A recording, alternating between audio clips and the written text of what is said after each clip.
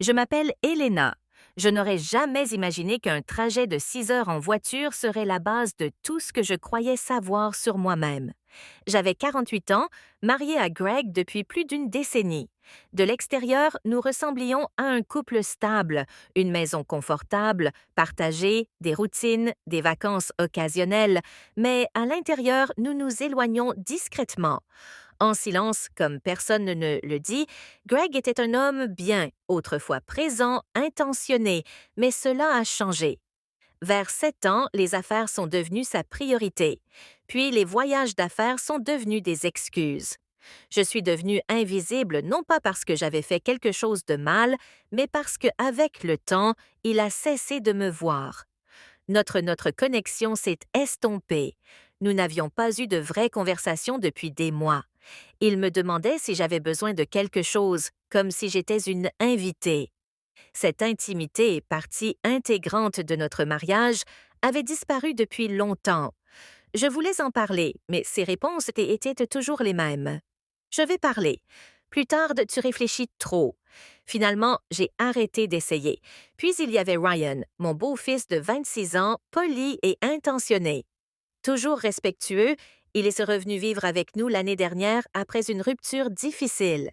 Je ne l'ai jamais vu autrement que comme le fils de Greg. Au début, mais il est devenu la seule personne à qui je pouvais vraiment parler. Il me demandait comment s'était passée ma journée. Il s'asseyait avec moi pendant que je cuisinais. Il m'aidait même au jardin le week-end. On partageait des histoires de musique, des blagues. On n'était pas dragueurs. Pour à l'époque, c'était rassurant. Ça m'a fait ressentir quelque chose que je n'avais pas ressenti depuis des années. Alors, quand Greg a encore une fois annulé un événement familial, un voyage qu'il avait promis de faire avec moi, je n'étais pas choquée, juste déçue. Il a marronné quelque chose à propos d'une affaire conclue, des clients qui volaient. J'ai juste hoché la tête. En semblant de comprendre, Ryan a proposé de me conduire à l'événement à la place. C'est non, pas grave, dit-il. J'ai mis mes clés. C'était faux, mais seulement parce que je savais que ce serait le cas. Ce matin-là, alors que j'attendais dehors à l'air libre à regarder le brouillard se lever, j'étais étrange dans mon nervosité. Je portais une robe bleue. Un Greg n'avait jamais remarqué, mais Ryan, il était beau, dit-il en ouvrant la portière. Ces 3 mots suffisaient. Quelque chose a changé. La voiture sentait. Son eau de Cologne était fraîche et réconfortante. Nous avons roulé, nous avons ri d'une chanson à la radio. Nous avons parlé de nos vacances d'enfance. Nous avons partagé nos endroits préférés où nous n'étions jamais allés. C'était si facile de lui parler. Pas de jugement, pas de silence glacial. Je me suis surprise à le regarder plus longtemps que j'aurais dû. La frontière entre le confort et autre chose a commencé à se brouiller. Je ne le savais pas. Alors, j'entrais dans un qui allait tout non pas par l'action, mais par l'émotion. Les trahisons les plus dangereuses ne sont pas toujours bruyants. Parfois, ils commencent en silence avec un regard partagé et un cœur qui ose. Je lui ai juste dit que personne ne devrait avoir à s'excuser. D'avoir besoin de connexion.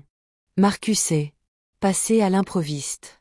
Il a prétendu que c'était juste pour voir Jason, mais c'était plutôt pour prendre de mes nouvelles. Il a regardé autour de lui, dans la maison comme s'il faisait l'inventaire de ma vie. Je l'ai lu sur son visage. Cette désapprobation subtile, masquée par la politesse. Il a demandé des nouvelles de David sans le nommer. Je ne lui ai pas offert la satisfaction d'une réaction. Il n'était pas là quand les choses ont basculé. Il n'a pas pu décider de ce que la guérison signified. Ce soir-là, Jason a enfin parlé, une phrase calme mais claire. Tu aurais pu me le dire. J'ai hoché la tête, j'ai dit que je savais. Puis j'ai dit que je ne voulais pas perdre ce que nous avions. Sa réponse a été immédiate. Toi non. J'ai juste besoin de comprendre. Maintenant. C'est à ce moment-là que j'ai compris qu'il n'était plus un garçon. Il n'essayait pas seulement de survivor. Il apprenait à faire de la place aux vérités des autres, même celles qui blessent. Certains moments n'explosent pas, ils mijotent. Tension. Sourde, regard qui dure trop longtemps, Mot qui manque de vérité. Je pensais qu'inviter tout le monde à dîner apaiserait l'atmosphère, créerait un sentiment de normalité. Mais quand les cœurs sont lourds non dits, aucune table n'est assez grande pour les Aquila. Je ne cherchais pas à forcer une résolution. Je voulais juste respirer sans tout ce qui est fragile. L'attente d'un soir m'a montré avec quelle facilité nous faisons tous semblant et avec quelle rapidité David est apparu. Il était poli, distant, Gentil. L'homme qui me tenait la main croisait à peine mon regard. J'ai compris qu'il ne me punissait pas. Il s'est protégé. Jason était silencieux mais présent, observant plus qu'il ne parlait. Gia était plus chaleureuse que jamais, apportant des rires pour combler les espaces que nous évissionnions tous. Et puis il y avait Marcus ainsi à table. Comme un homme qui pensait encore que c'était à lui de superviser. D'autres.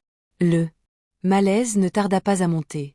Marcus Posa des questions qui n'en étaient pas. Vraiment. Petite Barbe s'habillait avec inquiétude. Et demanda à Jason s'il était en sécurité ici. Il souriant. Disant cela, mais nous entendîmes tous l'insinuation. Je restai calme, mais Jason se redit. Gia esquiva avec humour. David ne dit rien, mais je le voyais serrer la mâchoire et je détestais ça. Après tout ça, j'avais encore besoin de faire mes preuves. Nous arrivâmes au Dessert. C'est là que la situation se Brisa. Jason se leva trop vite et renversa son verre. Du vin se renversa. Ce n'était rien mais c'était tout. Il regarda autour de lui et dit « Pourquoi ?» Tout le monde continue à faire semblant. La salle se figea. Personne n'a répondu. Il m'a regardé et a ajouté « Pourquoi n'as-tu rien dit ?» Je l'ai suivi jusqu'à la cuisine. Nous n'avons pas crié. Nous ne nous sommes pas Affondres. Je lui ai juste dit la Vérité. Je n'avais rien planifié de tout ça. Je n'essayais pas de le cacher. Juste je ne voulais rien faire. Il m'a demandé si j'aimais David. Je n'ai pas répondu. Non pas que je ne sache pas, mais parce que je le disais à voix haute. Comme si je n'avais rien mérité. Je suis entrée discrètement plus tard. Elle a regardé Jason et a dit, tu as le droit de faire des choses, même si c'est compliqué, lui a-t-elle dit. Tinina. Pas reculé.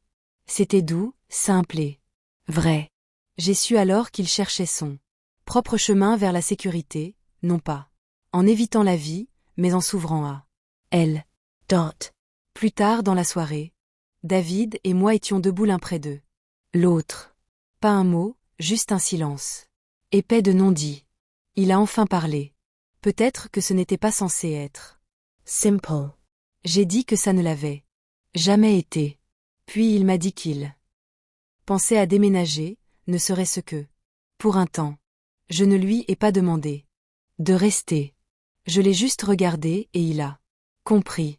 Nous étions tous les deux fatigués de faire semblant, mais aucun de nous ne voulait briser quoi que ce soit d'autre. Parfois le choix est d'agir et de ne pas agir. Mais parfois, c'est le seul choix honnête. Y pensáis. Que la fin était quelque chose qu'on attendait et qui arrivait discrètement. Une fois la douleur passée. Mais la vérité, c'est que tourner la page est une décision, un choix de cesser de s'accrocher à ce qui n'est pas arrivé. De commencer à vivre avec ce qui est arrivé. 3 semaines s'étaient écoulées. Depuis cette nuit-là, l'atmosphère de la maison s'était calmée, mais rien n'était plus comme avant. Et peut-être que c'était normal. Peut-être que la croissance s'accompagne toujours d'un peu d'inconfort. David n'était pas parti, pas encore, mais son absence était toujours là, dans les espaces vides qu'il comblait. Il n'envoyait ni SMS ni appel. Il me laissait de l'espace, celui qui fait plus mal que n'importe quel au revoir. Je pensais à lui chaque fois que je passais devant la clôture où nous partagions autrefois des histoires comme des secrets. Y pensáis. À ce que je dirais s'il se montrait. Pensait à ce que je ferais s'il ne se montrait pas. Jason avait commencé à changer. Il restait discret mais il était plus doux sur les bords. Maintenant, il m'a demandé comment s'était passée ma journée et s'est assis avec moi au petit déjeuner. Nous n'avons plus parlé de cette journée. Mais le silence n'était plus pesant, il était respectueux. Nous nous laissions mutuellement le temps de nous adapter. De pardonner. Et même si nous ne le disions pas, je sentais que quelque chose en lui avait changé. Il ne me tenait plus dans l'impossible. Un soir, je suis tombée sur une vieille photo d'eux. Ma sœur et moi. Elle riait, insouciante, insensible à ce qui allait arriver. J'ai pensé à la facilité avec laquelle la vie peut nous abattre. À quel point nous portons souvent le poids des autres sans réaliser que nos propres genoux, je l'ai appelée, sa voix était meilleure, plus Claire. Elle a dit que la cure était difficile, mais que pour la première fois, elle voulait rester clean, pas seulement pour Jason, mais pour elle-même. Elle m'a remercié pour tout. Je n'ai pas pleuré, mais j'ai ressenti quelque chose, une sorte de paix dont j'ignorais avoir besoin. Ce soir-là, j'ai écrit une lettre, pas au moment où je comptais l'envoyer, juste au moment où je devais l'écrire.